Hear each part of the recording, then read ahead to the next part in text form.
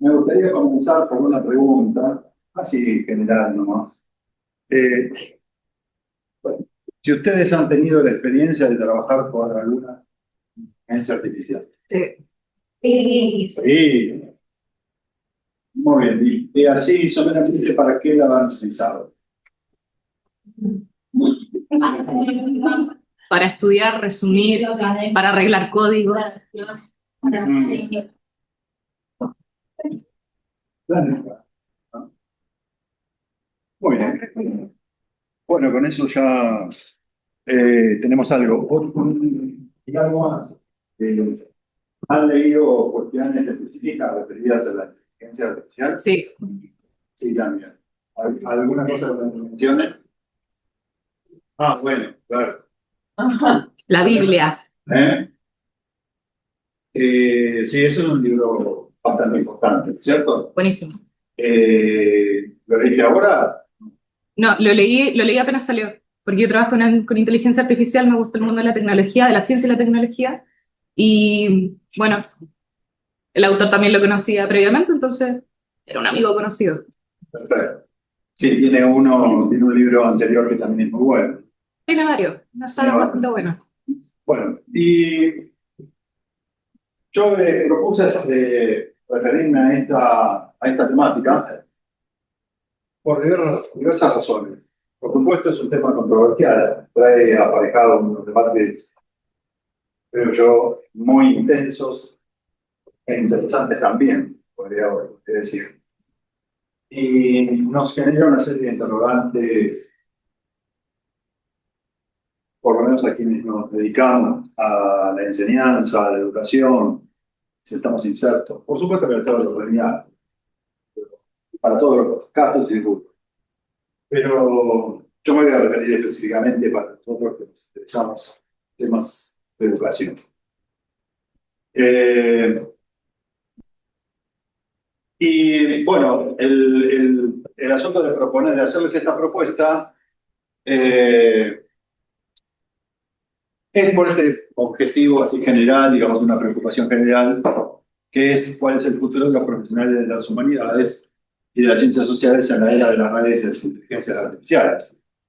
Esto porque en torno justamente al trabajo eh, con la inteligencia artificial, suele haber, ¿por qué está mal ahí? No estaba mal. Bueno, algo me quedó mal ahí. Eh, bueno, trae aparejado una serie de problemas para quienes trabajamos con humanos. Y la pregunta tiene que ver con este asunto de la humanidad, también, ¿no?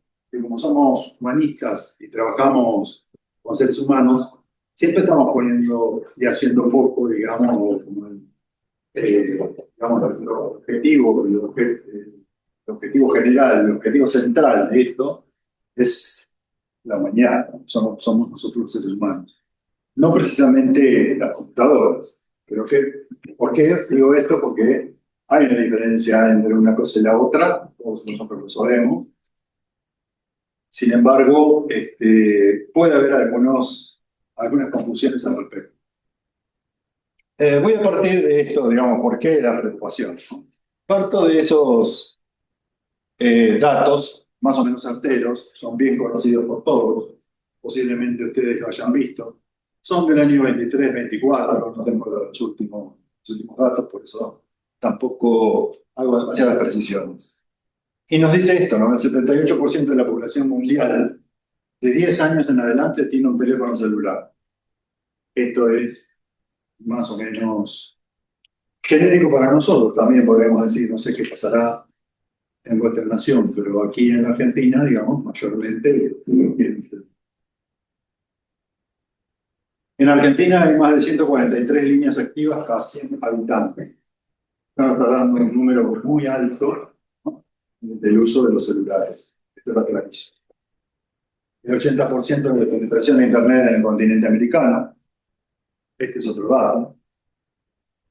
Pero, bueno, el dato significativo es que el 20% no accede a Internet.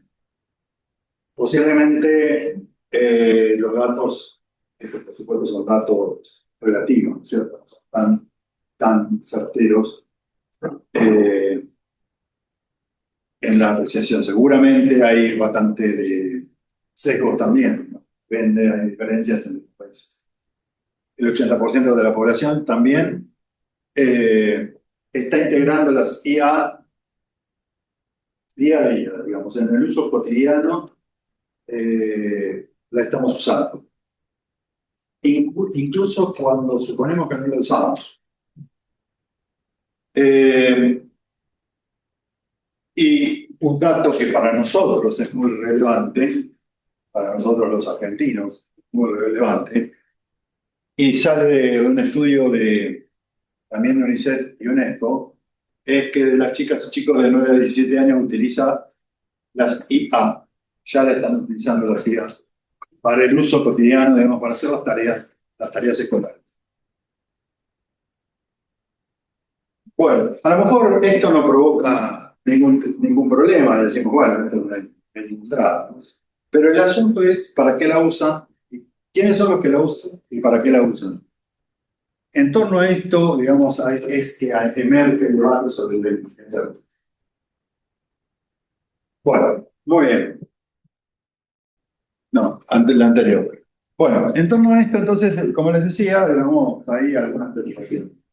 Pero yo diría que hay como dos grandes tendencias en cómo se comprende, cómo se entiende este avance de las inteligencias artificiales. Yo voy a ir bastante rápido porque la idea es que generemos todo hablemos, charlamos un rato y después intercambiemos opiniones, ideas, etcétera, etcétera. Dado que ustedes también han podido trabajar con inteligencia artificial.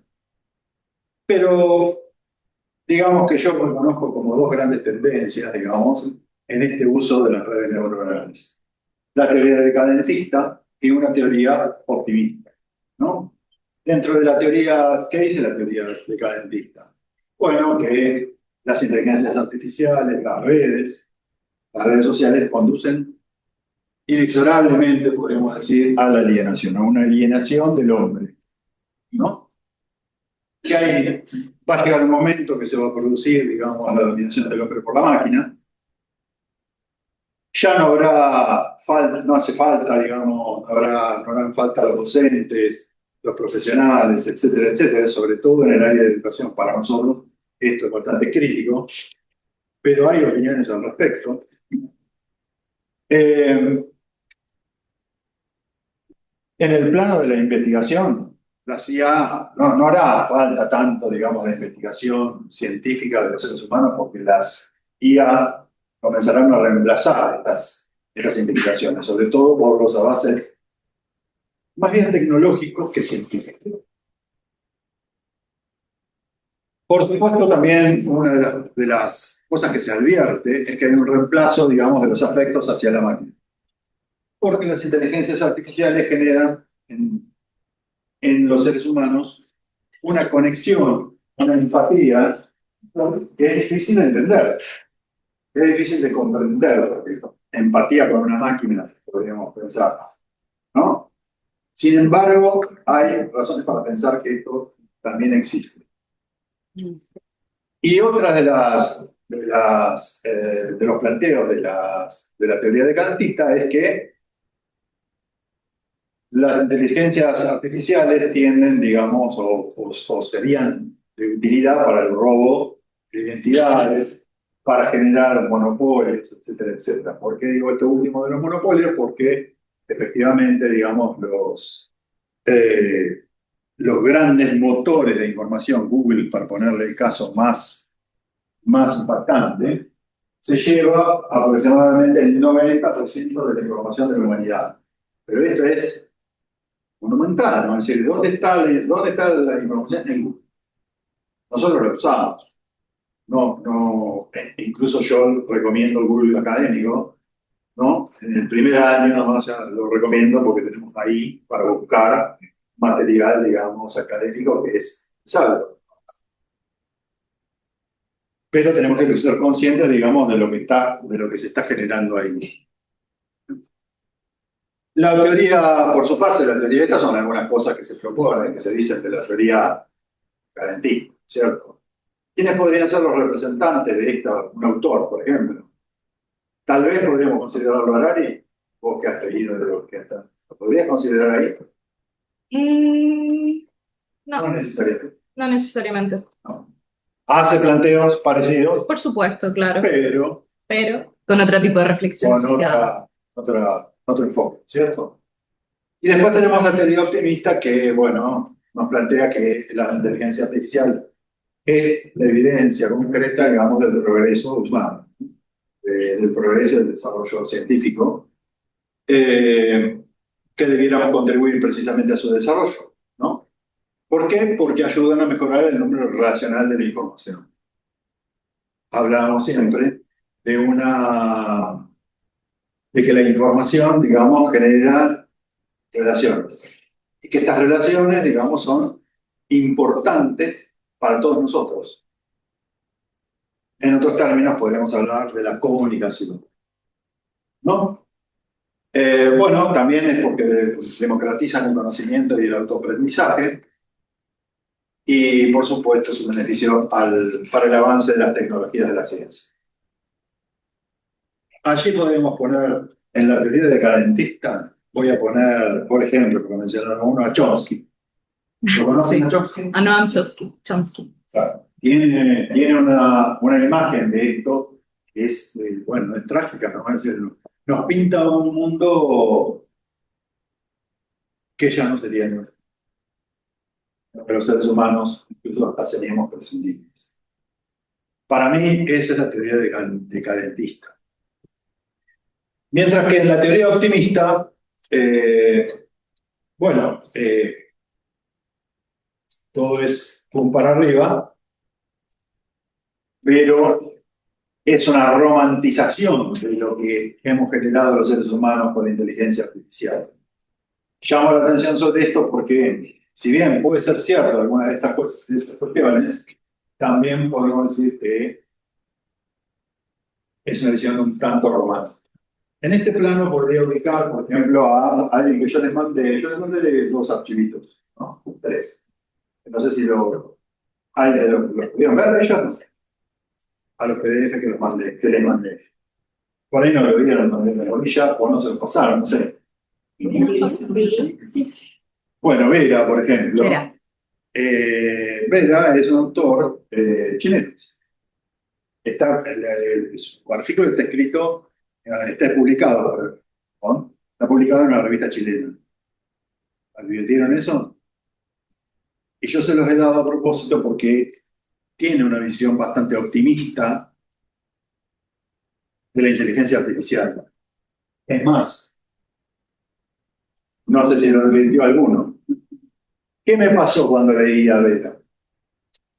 Dije, qué romántico que es este hombre, cómo piensa, digamos. Positivo. Qué positivo, pero ¿qué pasaba? Pasaba algo que después nos vamos a referir cuando los chicos hablen también. Y es que repetía algunas cosas, ¿no? Insistentemente. Y me di cuenta que había trabajado con inteligencia artificial. Después vamos a explicar por qué. Es decir, ¿qué es lo que uno puede advertir de la inteligencia artificial? Bueno, las inteligencias artificiales, por supuesto que todas tienen algún problema. Hasta ahora. Es posible que aprendan mucho más de lo que han aprendido hasta ahora, y entonces ya no podamos reconocer, digamos, la mano humana o la mano de la mano. Posiblemente nos ocurra, pero mientras tanto no está pasando esto. Todas tienen alguna falla, todas cometen algún error, todas no están totalmente preparadas para reemplazarnos en el trabajo intelectual, cuando tenemos que llevar al papel algo que se nos pide. ¿De acuerdo? Efectivamente, la inteligencia artificial nos resuelve un montón de problemas, como los que han planteado ustedes, que efectivamente los planteos administrativos, para resolver cuestiones administrativas, pasos de nota, etcétera, etcétera, vienen fenómenos. Para otras cosas no. Bueno, ¿qué pasa con las redes sociales? Bueno, conectan a las personas. Pero la inteligencia artificial puede conectar a personas con ordenadores. Esto es lo que habla Harari. Sí. Conecta a los ordenadores, conecta, digamos, a los hombres y a los ordenadores, pero resulta que también puede conectar a un ordenador con otro ordenador. O sea, se pueden conectar entre ellas. ¿Me explico, verdad? Y así están evitando la intermediación humana. Este es un punto controversial y además para pensar largamente cómo se resuelve este asunto. Porque hasta dónde puede llegar. Uno de los atractivos de la inteligencia artificial es que con un dispositivo al alcance nuestro contamos con toda la información disponible en el mundo, ¿no? Y su capacidad de acumulación de acumular la información y aprender, por el momento es infinita. Es decir, no hay ninguna traba, salvo aquella que le impone una empresa, ¿me siguen? Para desarrollarse infinitamente. Va a estar necesario, digamos, bueno, pensar a ver si le ponemos un freno o no. Si hay algún tipo de otra visión, si hay algún tipo de ley, si hay algo que las pueda frenar. Ustedes dirán, bueno, pero esto es medio, impediría su desarrollo, etcétera, etcétera. Habrá que pensar, porque para algunas cosas habrá que pensar si es posible, si será conveniente o no, justamente poner un freno. El temor a la CIA es que están a un paso de hackear el sistema operativo humano, como dice Harari. Él habla de esos términos. ¿Cuál es el sistema operativo humano? La palabra, el lenguaje, pero sobre todo la palabra. Cuando digo la palabra, me refiero a que esa red de interconexión, digamos, neuronal, es infinita y es universal, conecta efectivamente una palabra con otra palabra, con otra palabra y así sucesivamente. Cuando nosotros le estamos preguntando algo a la inteligencia artificial, cuando les estamos pidiendo que nos resuelva un problema o que nos responda a determinada consigna, si ya han trabajado en esto se dan cuenta que lo responde el toque hace toque. Es alucinante. Bueno, esto es porque tiene una carga de palabras increíbles, increíble cantidad. No podemos advertir esa dimensión, no nos entraría en la cabeza. Nosotros no lo podríamos hacer. La inteligencia artificial lo hace. Y lo hacen, por eso le llamamos la red neuronal, una red de asociación que se llama neuronal, porque asocia palabras una con la otra. Tenemos un problema ahí relativo, porque yo estoy hablando de palabras, no estoy hablando de pensamientos. No estoy hablando de asociación de pensamientos, sino de asociación de palabras. ¿Me explico? Esta palabra me lleva a esta palabra, asociarla con esta, con esta, con esta, según lo que me han preguntado, según la consigna que me ha dado. A mí me resulta esto bastante complicado de entender, pero hablando con los informáticos, que son los que se ocupan más de este asunto, me lo han explicado de esta manera. Por supuesto, lo explican mucho mejor que yo. Pero entiendo el concepto, entiendo la idea ya, de cómo trabaja, digamos, con inteligencia artificial. Y hackear el sistema operativo humano, por eso de acá, digamos, el temor, que esa teoría, las teorías decadentistas lo plantean, dicen, bueno, si es capaz de robarnos, por decirlo así, la palabra, posiblemente nos reemplace. Porque justamente, si hay algo que nos ha caracterizado la evolución de la humanidad, ha sido justamente la comunicación. Y esto se da con la palabra. Bueno, esto se lo he sacado, no solo a Harari, pero se lo he sacado a varios más. Que justamente si existe un peligro en este blanqueo del sistema operativo de la humanidad, se da en estos términos. Él, por supuesto, está preocupado básicamente por lo que ocurre en el mundo occidental, en el mundo, pero sobre todo en el mundo occidental. Yo diría que simplemente por una cuestión de cercanía, también diría yo, ¿no? Y es este asunto del peligro de la democracia. Porque esto es muy importante de explicar. La democracia justamente se basa en el diálogo, es decir, en el intercambio de palabras. Pero ese diálogo se da entre humanos. Ese diálogo lo planteamos nosotros, seres humanos, no máquinas. Y lo hacemos porque podemos hacerlo, porque estamos en un ámbito donde se puede hacer. Si ustedes me preguntan, ¿y por qué usted estaría tan fuertemente adherido al concepto de la democracia? Es por lo que estamos pasando en este momento, ahora, en este lugar. Nuestra universidad está conformada, está hecha, está armada en base a un sistema. Ese sistema es el de la reforma universitaria, que nosotros le llamamos así. Desde 1918 hasta esta parte, siempre hemos luchado por conservar la reforma universitaria vigente. ¿Qué implicó en su momento y qué implica actualmente la reforma universitaria?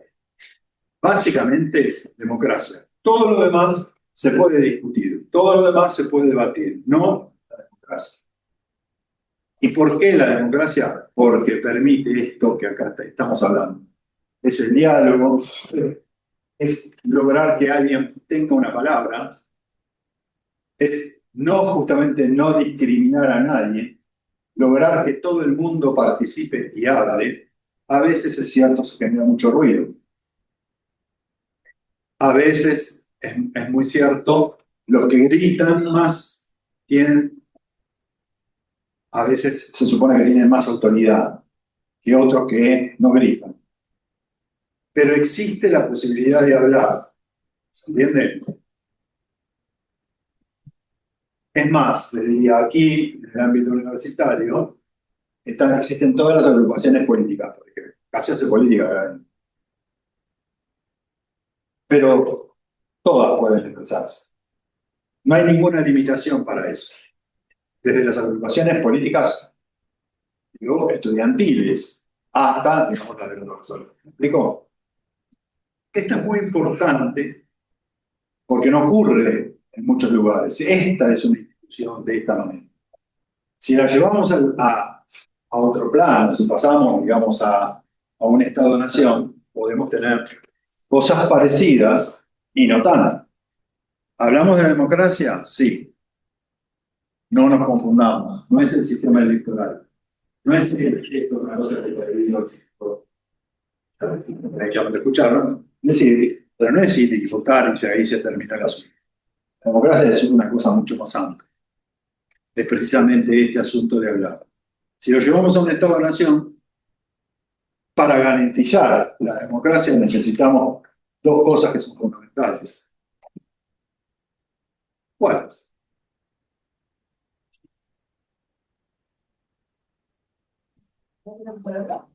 Bien. ¿Cómo? ¿Cómo se manifiesta? Bueno, o sea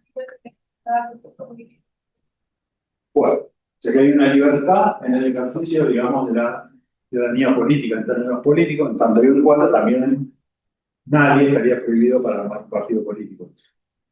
Y la otra es la libertad de expresión, que se tiene que reflejar, digamos, que el Estado no se meta dentro, digamos, con el periodismo, ¿no? Que no se meta con la comunicación. Esto sería, digamos, una cosa sumamente importante. No sé si esto se logra, pero las democracias siempre tienen este asunto. Estos son los mecanismos y, por supuesto, respecto a las instituciones, la república. Podemos decir un montón de cosas más. Y todas están referidas a un punto esencial, que es que las democracias son prácticamente el único sistema en donde los mecanismos de autocontrol pueden funcionar. Y observen que no pueden, a veces no funcionan, pero pueden funcionar. Es el mecanismo de autocontrol, es la única manera de que los ciudadanos desarmados y de a pie tenemos para luchar por el poder, eventualmente. Muy bien. Ahora, este diálogo en las democracias tiene un objetivo, y el objetivo es ir encontrando pacientemente el consenso. Y por eso acá me preguntaba, ¿puedo preguntarles? La CIA, ¿están interesadas en el diálogo? ¿Están interesadas en encontrar el consenso? La respuesta es no. Este objetivo de encontrar el diálogo entre las personas y el objetivo democrático de encontrar de forma permanente, buscar permanentemente el consenso, no forma parte de la CIA, de los objetivos de la IA, porque además la CIA no tiene ningún objetivo. La única razón de ser de una IA es la de responder a la demanda de un ser humano. Yo le pregunto y quiero que me responda tal cosa, que no es un ser humano, es una máquina. Es una máquina, no tenemos que humanizarla, es una máquina. Yo le pregunto y me responde. Y ese objetivo lo cumple perfectamente. Les acabo de decir, nosotros le mandamos una pregunta y la responde en 2 segundos. ¿No? Ese es el objetivo. Para eso han estado creadas, para satisfacer nuestras necesidades de forma inmediata. Si les hablé de la democracia, puedo hablarles también de los populismos, de la dictadura. Esto también habla el libro de Harari, largamente, con ejemplos dramáticos, diría yo, de cómo se comportan, digamos, justamente esos. ¿Cómo podrían, incluso, cómo están haciendo ahora, pero cómo podrían comportarse en el futuro? ¿Cierto? La CIA en manos de estos otros 2 sistemas, ¿no? Los populismos y las dictaduras. ¿No?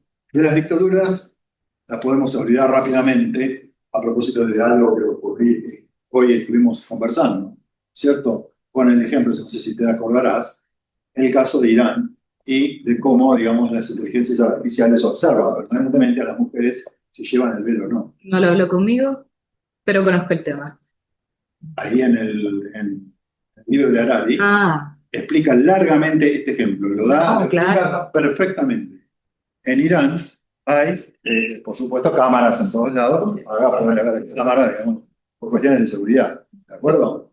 Y se identifica el Pero recordarán que hace muy poco tiempo atrás hubo una manifestación, mataron a una mujer joven, justamente por no llevar el velo.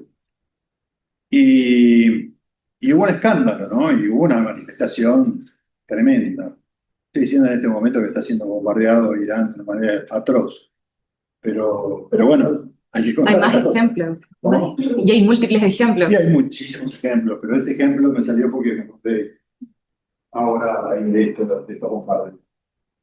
Entonces, ¿qué pasó después de eso, no? Bueno, una manifestación multitudinaria, bueno, los persiguieron, los aplastaron la manifestación. Eso, bueno, es un régimen, digamos, prácticamente una dictadura. Ahí no puede haber ese tipo de manifestación, ¿no? Perfecto. Pero lo peor de todo es que la consecuencia de eso fue que pusieron cámaras en todos lados. Multiplicaron las cámaras por todos los lugares. Entonces, una mujer que sale de su casa sin el velo, inmediatamente recibe en su celular el aviso de que no la está usando, que se lo tiene que poner. Esa es la primera vez. Lo que es peor aún. Por ahí salís con el velo, te subís a tu auto, que podés manejar, en otros países ni siquiera podés manejar, porque sos mujer. Y si te sacás el velo dentro del auto y llegás a un semáforo donde hay cámaras, te sacan la foto y te mandan un aviso de que estás usando el velo. ¿Se entiende lo que digo? Y la consecuencia de no usar el velo, ¿cuál es? La primera es una advertencia, la segunda es una amonestación, la tercera le confiscan el auto. ¿Estamos? Hasta ese grado llega, digamos, el control, o mejor dicho, el grado de control que se puede hacer con las inteligencias artificiales. No lo estoy inventando, está saliendo de ahí, y esto es una cosa real. Por ende, digamos, estas dictaduras, ni hablar de otras dictaduras que tenemos varias, dando vuelta por ahí, son tremendas. Y ahora, si nos referimos a los populismos, bueno, estamos más o menos en en la misma sintonía que la anterior. ¿Por qué motivo? Porque cualquier líder populista quiere concentrar su poder, ¿no? Y quiere ser él quien maneje toda la información. Lo estamos viendo permanentemente, tenemos ejemplos mundiales de esto. Trump es uno de ellos. Vemos también cómo se peleó con el otro, con Elon Musk, justamente por este asunto, por estos asuntos, ¿no? Ellos mismos han manejado las inteligencias artificiales ¿no? Para generar, digamos, confusión, etcétera, etcétera. Y es acá donde viene el peligro real, digamos, de estas para la democracia. Si cualquiera puede usar las inteligencias artificiales para generar concentración de poder, etcétera, etcétera, para tergiversar, por ejemplo, no sé si a ustedes les pasa, nosotros tenemos aquí algún periodista por ahí que hace lo siguiente, ¿no? Se ríe de, se ríe de algo que hizo la inteligencia artificial, te lo dice que fue la inteligencia artificial, pero hay una suplantación total de la identidad. Vos lo que estás escuchando es un discurso de un político que está vivo, ¿no? Y que está diciendo unas cosas terribles, y vos decís, ¿cómo? ¿Cómo puede ser que esté diciendo esto? No, claro, después te aclara que no, pero en el momento te generó una confusión. Pero esto no es el peligro es que ese periodista, sin saberlo y aún riéndose, está fomentando para que cualquiera de nosotros lo haga y no te lo aclare. ¿Se entiende? Yo puedo hacer lo mismo y puedo no decir esto es inteligencia artificial. Puedo decir esto es real. Esto lo dijo. Esto es en las campañas electorales. Van a empezar a funcionar. Casi que no tengo duda de que alguien va a hacer uso de esto.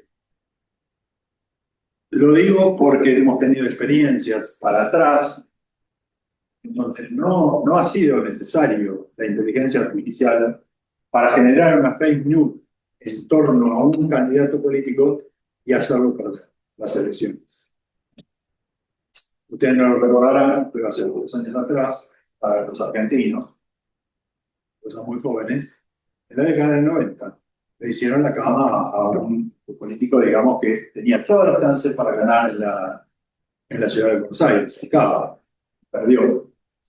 Y perdió porque directamente lo llevaron a la justicia, con una denuncia totalmente falsa. El tipo, por supuesto, desapareció, digamos, del horizonte político, ¿no? Por más de 10 años. Bueno, entonces, más allá de estas preocupaciones o de esta visión, digamos, más romántica, si se quiere, de la inteligencia artificial, la pregunta es, ¿qué hacemos? ¿Abandonamos o tenemos algo para hacer? Esta es mi pregunta, porque cualquiera de las dos tendencias, cualquiera de las dos teorías que acabo de mencionar, así que a grandes rasgos, cualquiera nos lleva a la parálisis. Nos lleva a no hacer nada. ¿Se entiende? Decimos, bueno, si esto va a avanzar de esta forma, así desmesuradamente, no se le puede poner un freno o no lo hagamos nada, ¿qué vamos a hacer? Y si no va a avanzar nada, tenemos la visión de que la visión romántica, está todo genial, bueno, nada para hacer. ¿Me explico? Razón por la cual, eh, bueno, tenemos este asunto de la responsabilidad frente a lo nuevo. Efectivamente, digamos, esto es para nosotros algo nuevo, inteligencias artificiales no están planteadas hoy, es algo nuevo. Para mí no es una preocupación de hoy, venía siendo una preocupación de antes de la pandemia, ya lo venía madurando, ¿no? A este tema y bueno, ahora ha explotado, pero no es que no se viniera pensando de antes en estas cuestiones. Casi diría yo que desde que apareció, digamos, la computadora en adelante, ya hubo planteos de tipos decadentistas y de tipo románticos, ¿no? Y si no tenemos que recordar algo que los otros días estaba recordando, Odisea 2001 en el espacio, la película, ¿no? De los años 90, fines de los 90, 2000, ahí. Y ya planteaba, digamos, cómo la computadora cobraba vida propia, ¿no? Y vencía aquello que no podía, lo único que no podía hacer, que está planteado en la ciencia ficción, lo único que no podía hacer la máquina hasta ese entonces era ir en contra de la humanidad, cometer alguna cosa en contra de la humanidad, cualquier cosa. Ese era el único impedimento que tenía, no recuerdo ahora, Hal. Era la computadora, digamos, de Odisea 2001. Lo único que no podía hacer. Y finalmente lo hace. Atenta contra la humanidad. Este es un punto claro. ¿Podemos hacer algo? Sí, yo pienso que sí. Por eso estoy, digamos, no tampoco en la visión romántica, pero tampoco en la visión decadentista. Creo que tenemos alguna otra cosa, digamos, algunos puntos intermedios con los cuales en los cuales podemos basarnos como para avanzar en esto, ¿no? Pero lo primero es vencer el miedo, lo segundo es conocer las redes sociales, lo tercero es capacitarse en inteligencias artificiales e integrar a las estrategias de enseñanza-aprendizaje. Hay que integrarlas sí o sí. El asunto de vencer el miedo lo dejamos de lado, lo vencen o no lo vencen. Punto. Se vence, digamos, usando, justamente. Conocer las redes sociales implica no simplemente saber que existen, sino entrarles, ¿no? Conocer adentro de qué se tratan, saber que cada una tiene su lógica. No es lo mismo TikTok que YouTube. Son operan de distintas maneras, etc.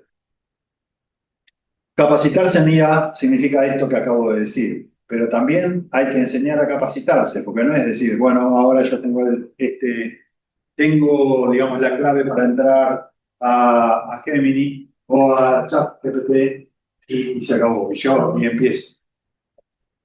El asunto es, ok, yo tengo todo esto, ¿y qué hago con todo esto?